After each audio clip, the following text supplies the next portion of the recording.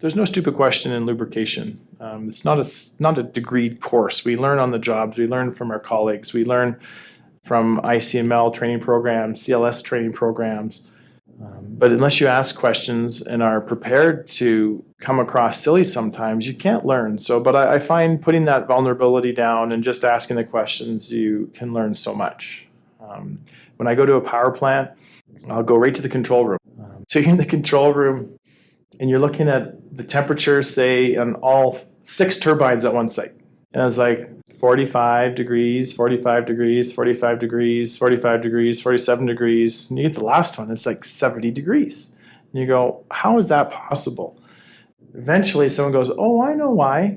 He says, our cooling water system uses a 400 horsepower motor. Do you know how much energy that costs?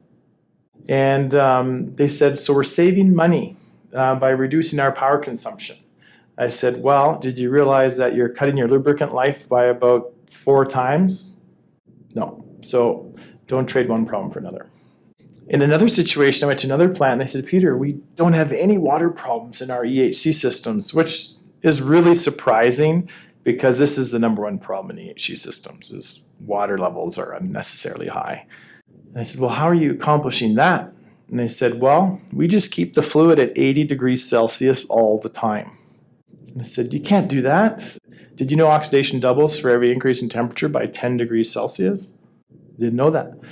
Every 10 degrees C increase is cutting oil life in half or doubling the maintenance.